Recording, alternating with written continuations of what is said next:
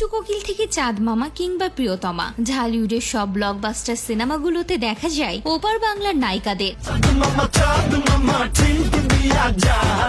অথচ ঢালিউডের এক সময়ের পর্দা কাঁপানো নায়িকারা যেন একদমই হারিয়ে গেছেন। যেমন সাবরিনা সুলতানা কেয়া, মাহিয়া মাহি, অপু বিশ্বাস, ববি, আঁচল ও পরিমণিদের তো সিনেমার পর্দায় দেখাই যায় না বললেই চলে। অনেকেই ধারণা করছেন কলকাতার শিল্পীদের প্রাধান্য দিতে গিয়ে এ দেশের অভিনেত্রীদের উপেক্ষা করা হচ্ছে। তবে বাস্তবতা একটু ভিন্ন।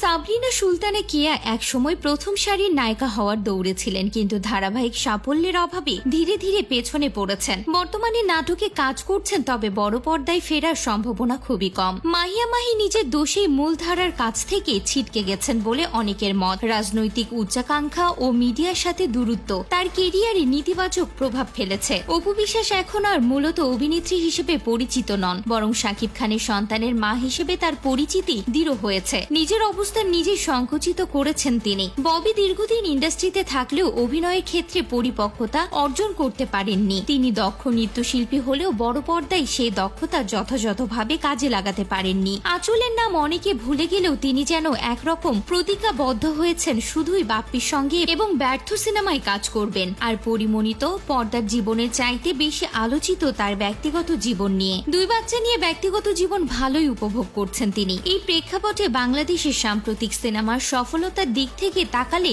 তিনজনের নাম বিশেষভাবে উজ্জ্বল। প্রথমেই মাসুমা রহমান নাবিলা, যিনি আয়নাবাজি ও তুফানের মতো দুটি ব্লকবাস্টারের প্রধান নারী চরিত্রে অভিনয় করে নিজেকে প্রমাণ করেছেন। এরপরই আসে কলকাতার ইদিকা পালের নাম। এই অভিনেত্রী এসে জায়গা দখল করেননি, বরং একটি দীর্ঘদিনের শূন্যতা পূরণ করেছেন। আর সবশেষ তমা মির্জার নাম না নিলেই নয়। কাজের ফ্লো এবং বৈচিত্র্যে বর্তমানে সবচেয়ে এগিয়ে থাকা একজন অভিনেত্রী শিল্পী তিনি। বাংলাদেশের সিনেমা এখন পরিবর্তনের পথে। বহু বছর পর এই ঈদে একসঙ্গে অনেক বড় সিনেমা এসেছে, তবে বাংলাদেশের বড় বড় নায়িকারা কেন জানি হারিয়ে যাচ্ছেন। বলা যেতে পারে বাংলাদেশে এখন দাপুট দেখাচ্ছেন ওপার বাংলার নায়িকারা।